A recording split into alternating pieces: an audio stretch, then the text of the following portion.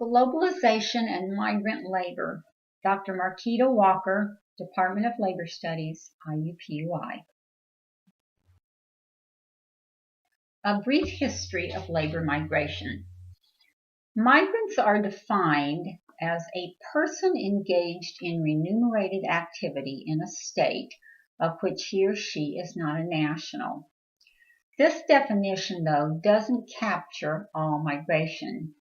There are two types of migration: intra-migration or within-country movement, and inter-migration, between-country movement. The movement of people to find work is known as economic migration. Though this is an important and often voluntary reason for migration, it is not the only reason. Other reasons to migrate include forced migration from political pressures, famine, and warfare. There are 5 categories of migrants: settlers, who are economic migrants; professionals, who are employed by multinational corporations; temporary workers, those who are allowed to live and work temporarily in a country to meet labor demands, such as seasonal migrant farmers; refugees and asylum seekers, who are fleeing from persecution and warfare in their home country; and unauthorized workers, undocumented or illegal immigrants. Of these categories, the migrants often fit into one or more categories, so the categories are blurred. Migration is not a new phenomenon. For centuries, people have moved short or long distances for different reasons. Explorers, colonizers, and settlers have moved in order to establish trade routes, conquer new territories, and cultivate new land. One thing all migrants have in common, though, is survival, either through finding new ways to make a living, fleeing harm, or seeking freedom. One component undergirding migration is the need for workers. Migration is generally thought to have occurred in waves. The first wave was in 1700 to 1800 and was the forced migration of African slaves to work in American and Caribbean countries.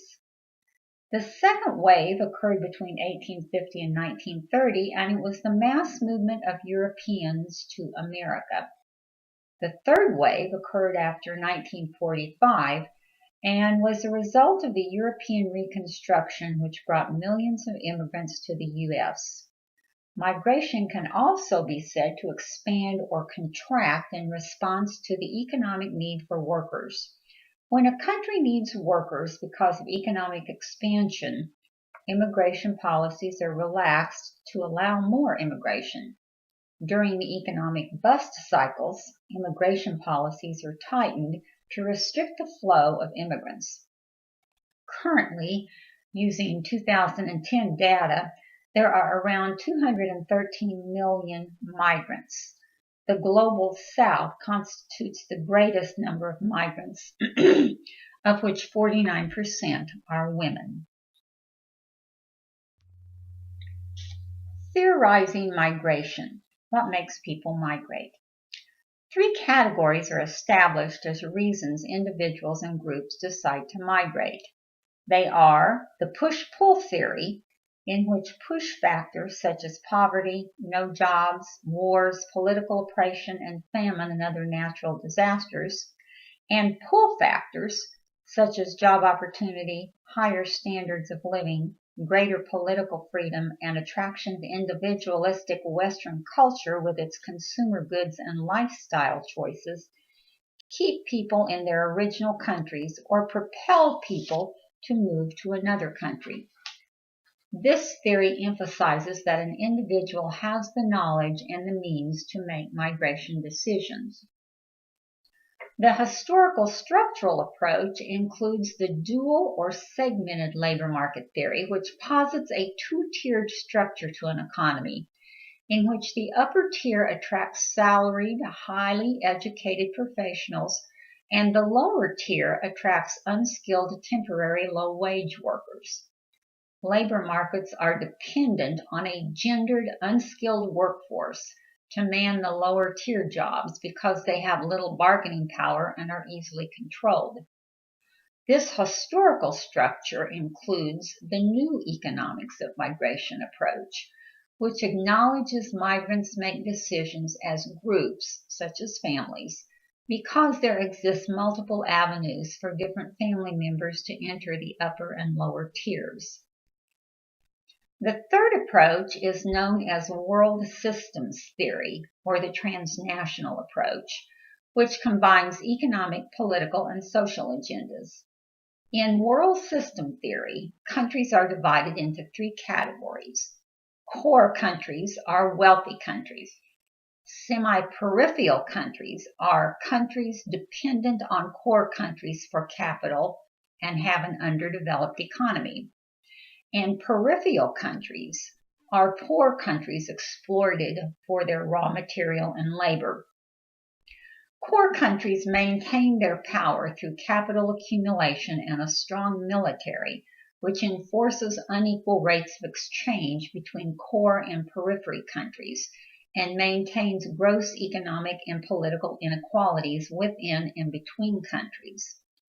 The simultaneous flow of capital into periphery countries, with the flow of cheap goods and labor into core countries, produces migration patterns of workers seeking opportunities in core countries. Migration systems, routes, and destinations in the global economy. International migration systems are described as predictable and reflect historic patterns. They include the North American system, which is the most significant in numbers, with 85% of migrants coming from Latin America, the Caribbean, and Asian nations. This is a shift from the primary influx of European immigrants. The European system began with the need for workers in post-war construction. The Gulf system includes oil-rich Arabian countries whose strict immigration policies make settlement and the naturalization of immigrants almost impossible, though demand for workers necessitates temporary migration. The Asian Pacific system is newer and has shifted from an all-white policy to a more inclusive policy. And the South American system entertains much intra-migration due to seasonal work, with Argentina as the core country in the Mercosur Free Trade Agreement. Racism, discrimination, and destatusing. Race is a social classification system which categorizes a set of humans who share physical and genetic similarities with other humans. Racism, on the other hand, is a belief, doctrine, prejudice, discrimination, behavior, attitude, or condition which fosters inherent differences among human populations with physical and genetic similarities. So racism can be prevalent within a culture, even if race isn't. Racism reduces the chances of success for individual migrants and successive generations of migrants. Immigrants seeking work often are regulated to low-paying, dirty jobs thought to be unattractive to country of origin residents. Destatusing means categorizing immigrants upon their arrival as other, or someone or something different. The stigma associated with destatusing can remain with the immigrant for life. Because immigrants' language and customs are different, they often face destatusing, which we can code as racism, in labor and housing markets. Laws against discrimination do little to mitigate all but the most extreme forms of racism. The feminization of migrant labor. Women migrate for many reasons: family reunification, job opportunities, upgraded living standards, increased education, marital discord, violence, the impossibility of divorce in their home country, or sexual exploitation. The categorization of women as caregivers channels women into lower paying service sector jobs or caregiving professions, such as domestic work or child care, which often occurs in homes where the women are isolated, often speak a language different than their employer, and do not know the laws which could help protect them. The feminization of the post-industrial labor market increasingly pushes migrant women into domestic, catering, hotel, assembly line, or entertainment work. New research, though, is now emerging which suggests not all women suffer exploitation and alienation because of migration, even though they remain vulnerable to sexual and other forms of exploitation.